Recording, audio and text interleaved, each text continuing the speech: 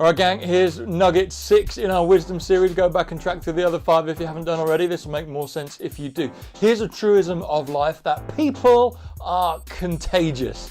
They rub off on us. Maybe when you were at school, you remember your mum talking about a friend of yours and you thought your friend was great, but your mum didn't like them for whatever reason. She felt that they rubbed off on you in the wrong way and you were picking up bad habits from them. I'm going through that with our girls at the moment. A few times recently I've had to say, hey, whoa, that attitude, that facial expression, that word, I don't know who you've learned that from, but it isn't something we do in our family. And of course, it's not just kids, that carries on all the way through life. Maybe you found yourself laughing at a joke which actually you don't think is funny, but everybody else around you does. And so to fit in, their sense of humor rubs off on you, and over time it begins to change. There are social conditioning factors to that, where we learn to be like the people that we're around, part of that because we just want to fit in. But also scientists say that our neurological pathways actually change depending on who we are around. So, take a moment to let that sink in. Your brain actually changes according to the people that are surrounding you.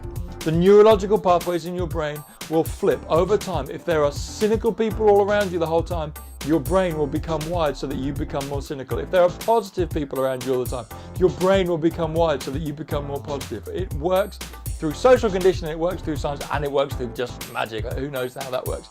And of course, it's not just in 2018 that's true. That's been true throughout life. Wherever we are, we adapt to become like, and some of us on purpose, some of it's we don't even know about it, like our friends, like the people that surround us.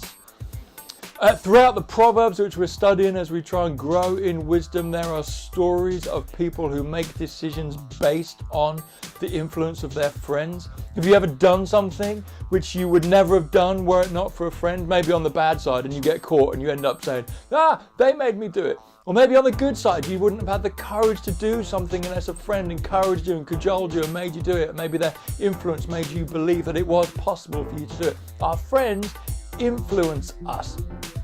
The writer of the Proverbs says this in Proverbs 12:26. He says, the righteous, or let's bracket that for our purposes, the wise, the righteous choose their friends carefully, but, or because they know that, the way of the wicked leads them astray.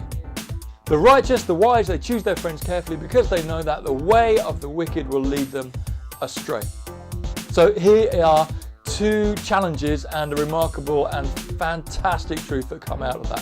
One is a challenge to me. Am I being a great friend? Am I the type of friend that rubs off on other people the right way? Do people leave time with me more positive, more faith-filled? Do they leave encouraged? Do they feel good about life? Do they feel full of grace? Or do they leave time with me feeling cynical and downbeat and depressed and downcast and all of that? Do people find that I am a good influence on them?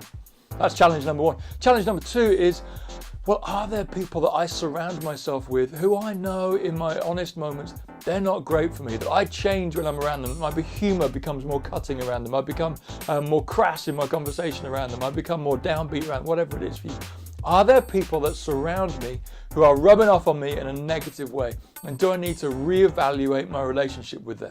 That's not saying cut it off entirely at the root. Maybe there are people that are so poisonous that we need to do that. But it is saying, well, look, if Barry over there makes me feel that way, well, I'm going to spend a little bit less time with Barry, or I'm going to make sure that after I spend time with Barry, I make sure that I just think, am I taking some of those attitudes? And if I am, kick them off on purpose. And here's the remarkable truth that turns all this into good news. Jesus says, I don't call you slaves any longer, speaking for himself, speaking for God. He says, I don't call you slaves. I don't call you anything. I call you friends. Imagine that. The God of the universe, the guy who created the stars, the guy who'll blow the full-time whistle on time, says, I think of you as friends. Isn't that great news? That all the characteristics of God, his joy, his peace, his love, his grace, his goodness, his patience, his faithfulness, all these incredible characteristics, because he is our friend when we choose to follow him, they rub off onto us. That's why it's important to hang out with him whenever you can and get some of these characteristics. Gang, let's keep growing in wisdom together, choosing who we put ourselves around, choosing what kind of influence we are to those that we are in amongst, and allowing the characteristic of God, the characteristics of Jesus, to rub off onto us as we spend time with him.